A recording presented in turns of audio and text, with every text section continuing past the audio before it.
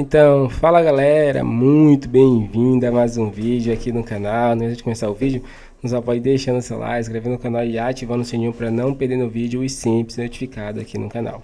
Então galera, vamos fazer aqui uma reação e um corte da imprensa e repercutindo tudo essa vitória do Flamengo, que venceu o Vitória aí por 2-1, né, fora de casa, uma vitória bastante importante aí. O Flamengo precisava vencer esse jogo, visto que seus rivais aí tinham tropeçado, né, nessa rodada aí do Brasileirão. Então, sem mais enrolação, vamos ver o que a imprensa repercutiu aí. Fica agora com o vídeo. E depois o Carlinhos, vocês vão ver o erro no ataque do Vitória, um contra-ataque que nasce de um passe completamente despropositado, uma inversão ruim. Espertamente o Flamengo sai no contra-ataque, o Gabigol, que havia entrado no lugar do Pedro, acha ali o Carlinhos, que faz o 2-1 e coloca o Flamengo ainda em condições de ganhar o título simbólico deste primeiro turno. O Palmeiras pode chegar a 39, o Botafogo tem 40, o Flamengo com 37, um jogo a menos, pode ir a 40 e no desempate ficar com esse título simbólico. Que é candidato ao título, a gente sabe, né, Léo? Hoje foi um jogo em que, de novo, o Flamengo não jogou bem, mas ganhou, né? Essa é a boa notícia para o torcedor carioca. Mas, realmente o Flamengo não jogou no seu melhor nível. Se a gente for olhar para os principais concorrentes do Flamengo, o Palmeiras venceu 1-0 no Barradão, jogo difícil, o Palmeiras também não jogou bem. O Botafogo também venceu 1-0 Vitória. O gramado do Barradão é mais alto e a impressão que o Flamengo passou desde que o árbitro apitou o início do jogo é que o Flamengo queria que o jogo acabasse. O Flamengo se arrastou durante os 90 minutos, conseguiu chegar ao seu gol com a Arrascaeta nos primeiros 20, até meia hora ali do primeiro tempo. O Flamengo com muita posse, não sendo tão agressivo assim, conseguiu virar o primeiro tempo na frente, depois sofre um gol quando toma um contra-ataque de uma bola parada a favor do Flamengo. O Flamengo tinha a bola parada, quase marca o gol, acho que uma cabeçada inclusive do próprio Gabigol. Um contra-ataque é acionado e o Vitória chega ao empate. O Tite colocou o Carlinhos também para jogar hoje e ele formou uma dupla com o Gabigol. O Gabigol até como um segundo atacante, quase um meia de chegada. O Gabigol consegue, como você colocou, o passe. O Carlinhos fica em condições boas para finalizar e acaba dando a vitória ao Flamengo. O Tite toca no ponto do calendário e é preciso dar razão a ele. O calendário é muito mal feito e ele passa por parte da solução, pelo menos para mim. Ele faz um raciocínio interessante da questão do estadual ser disputado com 5 dias de intervalo, pelo menos. É possível colocar, para mim, mudar o calendário do futebol brasileiro, começando com a Supercopa do Brasil e depois já iniciando o Campeonato Brasileiro para ser disputado em 9, 10 meses. E ao final do ano fazer o estadual.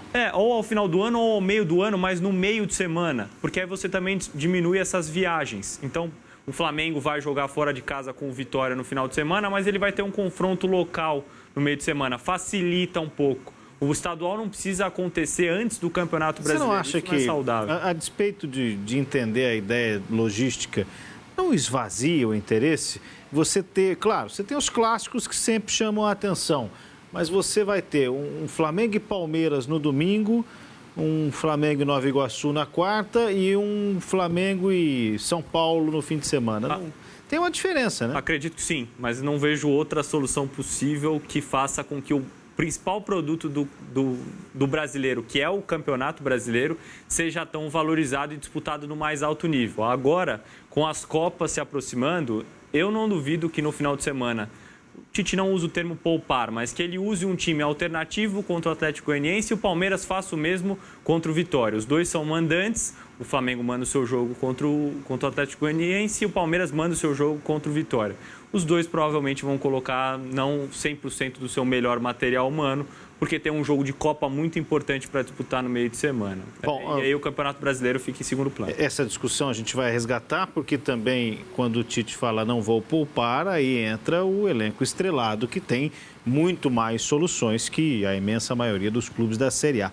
Mas ainda sobre os estaduais, isso está muito na mão das federações. A CBF sinalizou, a partir de um pedido dos clubes, com o interesse de reduzir de 17 datas hoje para 12, o que seria uma boa redução, um mês praticamente, sem atividade dos estaduais. Esse assunto é bem complexo, tomaria o programa inteiro aqui. Eu, por exemplo, não acho que a saída é o fim dos estaduais. Talvez deslocar para o fim do ano como um arremate da temporada, mas principalmente para o pequeno, é péssimo que o estadual acabe como tem acabado em maio. Para o grande é ótimo que mal comece, né? Só que você precisa achar esse equilíbrio. De toda forma, se as federações não quiserem e não devem querer, o pedido do Tite dificilmente vai ser atendido. E uma saída que há muito tempo já o Atlético Paranaense mostrou era de usar um time sub-23. O Grêmio tentou, houve um outro tipo, chegou a ser campeão, né? Mas botou o time titular, enfim. É complexo, o Flamengo tem essa possibilidade. É que nesse modelo atual, mesmo com o que o Atlético Paranaense seguiu durante bom tempo, de usar um time alternativo, lá na frente você vai acabar pagando o pato. Então você vai ter quarto e domingo, quarto e domingo, quarto e domingo. A minha ideia é transformar o estadual quase numa Copa, uma espécie de Copa da Liga Inglesa, se a gente for olhar o calendário inglês. Muito bem. E a gente vai agora ao Morumbi, porque o Flamengo de quem falávamos. Os estaduais, nós temos tempo para essa pauta ainda. Mas o Flamengo tem de volta o Gabigol atuando e com importância.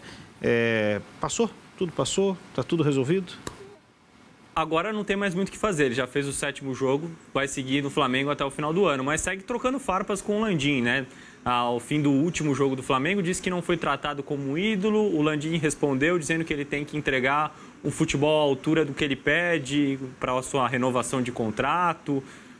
Eu acho muito difícil que o Gabigol permaneça no Flamengo para a próxima temporada. A situação está ficando irredutível, acho que ele pede algo que o Flamengo não deseja pagar, faz uma proposta pelo tamanho que o Gabigol tem na história do Flamengo, mas eu acho que ele deve respirar novos ares em 2025. Para onde vai, se for, não sabemos ainda, né? Muitas especulações, falou-se em Cruzeiro, falou-se em Corinthians, falou-se em Palmeiras, fez o 7º jogo, termina a temporada, mas em alguns dias aí já pode assinar com outro clube quando no contrato dele, menos 6 meses estiverem a serem cumpridos.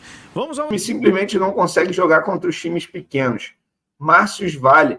Márcios, eu não sei se você vai concordar comigo, mas no período da Copa América, o Flamengo ele tinha um estilo de jogo diferente. Ele não tinha a posse de bola. Tanto é que se você for reparar no jogo contra o Atlético Paranaense teve uma posse de bola maior. No jogo contra o Bahia, o Flamengo não teve posse de bola maior, o Bahia que teve. Quais foram os outros jogos? Enfim, o Flamengo tinha um estilo de jogo diferente. Com o retorno de Arrascaeta e De La Cruz, o Flamengo tem uma posse de bola maior, mas não tem a intensidade, por conta do Arrascaeta. A verdade é essa, que para mim é gênio, é craque da bola. Inclusive, ele abre o placar hoje, no primeiro tempo, para o Flamengo, uma jogada individual dele. Ele é isso. Ele é craque. Ele é uma hora, ele está sumido. Do nada ele aparece, faz uma jogada, como ele fez hoje, o gol do Flamengo. Valeu os 3 pontos. Daniel Galvão forte. Surfista livre, 0 intensidade. Boa noite, Vini. Flamengo tem um técnico covarde. Olha aí, o Lucas Gabriel chamando o Tite de covarde. Com esse futebol tá difícil ganhar alguma coisa. Essa é a minha preocupação, cara. É o desempenho do Flamengo, não é a questão dos 3 pontos. Óbvio que ganhar é sempre importante, independentemente de como. Só que o Flamengo vem jogando mal há muito tempo, gente. A última boa partida do Flamengo foi contra o Atlético Mineiro. Ou eu estou enganado? Ou eu estou enganado? Acho que não. A última boa partida do Flamengo foi contra o Atlético Mineiro. De lá para cá, o Flamengo vem jogando mal. Ó, só para atualizar a galera aí, Botafogo e São Paulo empataram em 2-2, para mim um bom resultado para o Flamengo. Fluminense e Palmeiras estão empatando nesse momento no Maracanã 0-0, tá? E o Bahia está empatando com o Atlético Goianiense em 0-0. O Cruzeiro ganhou do Juventude, querendo ou não, assim, ainda está distante do Flamengo Cruzeiro, 5 pontos. Mas é bom ficar de olho no Cruzeiro, que eu acho que vem forte para o segundo turno, hein? Vamos lá, vamos ler mais comentários. 4-4-2 com Pedro Gabigol para ontem. Carlinhos é centroavante à moda antiga, muito bom jogador. Ele fez o gol da vitória. Demissão urgente. Boa noite, Vini. Mais um jogo que o Flamengo joga muito mal, muito mal. Fora Marcos Braz, mordedor de virilha. O Tite tem que cair fora do Flamengo. Treinador fraco. Do caramba. O Flamengo jogou mal contra o Cuiabá, Fortaleza, Criciúma e Vitória. Um time que quer ser campeão, futebol porcaria não dá. De La Cruz já voltou? Voltou. Mais um jogo ruim, a Big House. É exatamente o que eu estou falando aqui, Eduardo Maia. Olha o homem das meias verdades aí, Luan Santos. Pelo visto você gosta, tá aqui me dando audiência. Falar mal, mas paga pau, hein? Vene, o Tite é muito fraco. E aí, Vene? E aí, offline? Mais um jogo que vamos dizer, hoje valeu pelos 3 pontos. Futebol que é bom, nada. Futebol de time nanico. Jogo horrível do Flamengo. Se o Flamengo jogar assim, esse futebol contra o Palmeiras na Copa do Brasil, o Flamengo vai ser eliminado. Também acho. Essa é a minha preocupação, tá? Essa é a minha preocupação. Em falar nisso, vou botar numa telinha. Toques, não consegui ver o Adson Soares falando a mesma coisa. Pois é, não foi muito conclusivo. E o VAR meio que cravou para o árbitro embarcou. Tem que ver o áudio desse VAR depois, né? Alexandre Realto. A arbitragem brasileira é ruim. Os juízes erram para os dois lados. No entanto, meus amigos palmeirenses afirmam que o Flamengo e o Corinthians são ajudados pela arbitragem e que o time deles é prejudicado. Tiveram um ataque com pênalti das 2 bolas em campo. O que você acha? Eu acho que isso é um chororô ridículo, sabe? De torcedor que não se enxerga. Achar que o seu time é o prejudicado, que os outros, pelo amor de Deus. O Palmeiras tem títulos ganhos no fax, títulos de Taça Brasil transformado em Campeonato Brasileiro, né? Só quem não conhece a história leva isso a sério. E está reclamando disso aí, pelo amor de Deus, né? É dose para javali. Cleiton Normando, lado direito horrível, Gerson preguiça, Varela sem condições, o pior Fabrício Bruno se esconde, nunca está no lance do gol, e o Ortiz no banco. O Arthur Ferraz, Guerindo de Andrade Figueira, Palmeiras e Botafogo tiveram dificuldades também contra Vitória e Criciúma. Quem fala trabalho meio dico, a seleção está voando, né? Me desbloqueia. Olha só o arroba do nosso amigo Arthur. É Nights Dark End. Nossa, vamos lá. O bloqueado arrependido da noite. É Night, né? IS, né? Dark End. Pela lembrança, tá? Um abraço para o meu amigo Lúcio. Joelson Jordani. Um dado. Dos 18 jogos, o Flamengo tomou gol em 15. Palmeiras, Corinthians e Fluminense não vazaram ao Flamengo. Foram 19 gols sofrendo em todos os 18 jogos. Toma gol direto, né? Impressionante, Joelson. Alexandre Klang, agora membro do canal. Valeu, Alexandre. Um abraço para você. E o Sonora Produções. O Matheus Gonçalves está jogando mais do que o Lohan. Pelos minutos dele, parece que sim. Não por acaso, o Lohan voltou para o Sub-20 e o Matheus hoje até entrou no final do jogo. Sonora. Alberto Mussa. Tite é o melhor técnico brasileiro, mas Paulo Souza e Vitor Pereira me parecem melhores. Só não são parceiros. Tem isso, né? Tem isso. Aqui no Brasil, se o técnico não é parceiro do jogador, chega, trabalha e joga duro com os caras, muitas vezes é queimado, é fritado. Bernardo Maguesse. Ao meu ver, o Léo Ortiz protegeu mais a zaga nos últimos jogos que o Pulgar e o Alan. Não seria uma chance para jogar com 3 zagueiros? Não. O Tite não vai jogar com 3 zagueiros. Não creio. Ele não costuma adotar esse sistema. O Gabriel Marinônio. Um abraço para o meu amigo De La Gus, na Austrália. Um abraço então para o Gus aí na Austrália. Valeu, Gabriel. Um abraço para vocês aí. Aí já deve ser que horas agora? Meio-dia, né? Por aí. Johnny Souza, por que Léo Ortiz iria comprometer sua vida no Flamengo improvisado em outra posição? E por que Tite arriscaria perder o Léo Ortiz improvisando na posição onde ele tem outras opções? Concordo com você, Jones. Ele é zagueiro, ele tem que jogar na zaga. E o detalhe, eu não acho que ele teve atuações assim primorosas como volante. Quando tem a bola nos pés, ele vai muito bem, ele tem um ótimo passe. Mas o posicionamento de um volante é muito diferente de um zagueiro. Quando marca, para que lado corre, de jeito que recebe a bola, muitas vezes de costas, para receber, para gerar o corpo na zaga, você sai jogando de trás. É diferente. Requer uma adaptação que eu acho que não é tão poucos jogos assim. Enfim, o Leonardo William da Silva Souza. Essa preguiça do Flamengo não é de hoje, tem uns 3 anos. Entra técnico, sai técnico, não resolve. Que essa história de comprar um time português. Eu acho que isso aí é papo de momento eleitoral. Entendeu? Não vejo o menor sentido em falar nesse assunto, ainda mais agora. Enfim. Lucas Lopes, o que achou da atuação do Varela? Substituição do De La Cruz. Estava muito mal o De La Cruz. Se o time jogasse futebol contra o Palmeiras e o Botafogo, seríamos eliminados no primeiro jogo. Eu acho que contra essas equipes o comportamento muda também, Lucas. Eu acho que muda. O Varela fez uma partida da nota 5. É do clube de membros e termina o jogo, hein? Sofascor já avisou que terminou o jogo. E na transmissão ainda falta alguns segundos. Mas terminou, o Fluminense venceu por 1-0. E o Fluminense sai da lanterna novamente. Muita vibração no Maracanã. Então o Wilton vai apitar o final do jogo, apita o final do jogo. Muita euforia, Thiago Silva vibrando muito, abraçando seus companheiros ali, abraçou o Thiago Santos, o Diogo Barbosa,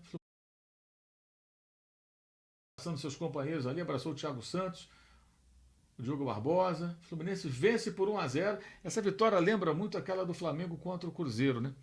Em 2013, a forma como foi conseguida. E uma festa danada da torcida do Fluminense. Bonita a festa, muitas bandeiras, muita vibração, os tricolores em estado de euforia, e o Fluminense consegue aí um triunfo fundamental, isso aí, para mudar completamente o astral e brigar para sair do rebaixamento. E joga o Palmeiras para uma situação nada agradável. Vamos de novo aqui ver a tabela do campeonato, agora sim a tabela com os jogos já encerrados, né? Também terminando, o Bahia segue jogando e perdendo, né? O Bahia perdendo para o Atlético Goianiense, ó. Então vamos lá, vamos aqui para a classificação do Campeonato Brasileiro nesse momento, ó. Após esse jogo, tristeza dos palmeirenses. A gente vê agora aqui a imagem da torcida do Palmeiras e você vê agora que a tabela do campeonato mostra o Botafogo em primeiro com 40 pontos, o Flamengo em segundo com 37, mas com um jogo a menos. O Flamengo tem 18 partidas, o Botafogo tem 19, jogou todas as do primeiro turno. O Palmeiras para com 36. Detalhe, o Palmeiras agora tem 5 derrotas. 5 derrotas. O Flamengo tem 3 e o Botafogo tem 3. O Palmeiras perdeu 5 jogos no campeonato. 11 vitórias tem o Flamengo, 11 vitórias tem o Palmeiras, 12 tem o Botafogo. O Fortaleza tem 33 pontos, aí o Cruzeiro tem 32, a mesma pontuação tem o São Paulo, com o Bahia, se perder de fato, como está perdendo, fica nos 30. Abaixo do Bahia, com 25, aparecem Atlético, Paranaense, Bragantino e Atlético Mineiro. Mas não é uma bagunça danada, time com 17, com 18, 19 jogos. Aí o Vasco tem 23, tem 18, o Juventude tem 21, 19 pontos tem o Internacional com 14 jogos, ou seja, o Inter, se vencer os 4 jogos atrasados, ele faz 12 pontos. Com mais 14, ele vai a 26, não é isso? Então ele vai lá para cima ali. Para cima não, mas fica ali numa outra posição, né? Não, perdão, 14 não, 19 mais 12, porque eu somei o número de jogos. 19 mais 12, ele vai para 31, né? Vai para 31 pontos. Aí ele iria ali para 7ª colocação, mais ou menos. O Inter está em 13º, o Criciúma tem 17 jogos e 18 pontos, o Corinthians tem 18 jogos e 18 pontos, Cuiabá 17 jogos e 17 pontos, Vitória 19 jogos e 15 pontos, 14 pontos tem o Grêmio com 16 jogos e o Fluminense com 18 jogos tem essa pontuação, é a mesma do Atlético Goianiense, que vai agora completando seu 19º jogo e fechando a sua participação no primeiro turno do Campeonato Brasileiro. E então é isso, né? Essa é a situação agora do campeonato com essa vitória do Fluminense. O Marcos Leal: a saída de bola e a sua distribuição só é feita pelo De La Cruz. Se não houver outras opções e variações, fácil de marcar. Isso depende de valores individuais. Parabéns pelo trabalho sério e isento. Muito obrigado, Marcão. Valeu, meu amigo. Estamos aí, firmes. E deixa eu ver se tem mais alguém aqui no Pix. Porque estamos chegando no final da live. Não. Ficamos aí na mensagem do Vitor. E vamos aqui nessa live que tem o apoio do SofaScore, aplicativo. Então é isso, galera. Chegamos a mais um fim de um vídeo aqui no canal, né? A imprensa repercutiu tudo aí sobre essa vitória do Flamengo. E essa vitória do Flamengo foi tão importante, né? Tinha que vencer esse jogo porque os rivais direto na briga do Brasileirão aí, né? Perderam ou empataram, né? No caso aí do Fluminense venceu o Palmeiras por 1-0, né? Que estava atrás do Flamengo ali, se vencesse passava o Flamengo. E o Botafogo empatou, né? Com o São Paulo fora de casa, né? E assim, se o Flamengo vencer o próximo jogo, o Flamengo passa o Botafogo, né? No saldo de gols, né? Claro, né, se vencer por 2-0, né? Passa o Botafogo, se torna líder do Brasileirão. E o Palmeiras e o Bahia, que estava brigando contra o Flamengo também, perdeu o jogo. Então essa rodada do Flamengo foi maravilhosa, muito boa para o Flamengo, né? Então vimos que a imprensa aí falou um pouquinho que o Flamengo não jogou bem, né? Venceu, mas não convenceu. Mas o importante é os 3 pontos, né? Ninguém vai conseguir jogar bem todos os jogos, né? Os jogadores que estavam desfalques voltaram agora, estão pegando ritmo de novo com o Flamengo, os jogadores, né? E é isso. O jogo fora de casa é um jogo muito, muito difícil, no Barradão, com o Vitória, um time chato, né? Que joga bem sempre em casa, dificultou todo o Palmeiras, dificultou o Botafogo. Mas é isso, não tem como o Flamengo vencer sempre, né? E a mídia sempre quer que o Flamengo vença dos jogos assim, e não é assim que acontece. Qual a sua opinião, torcedor? Deixa o like, se inscreva no canal e até o próximo vídeo.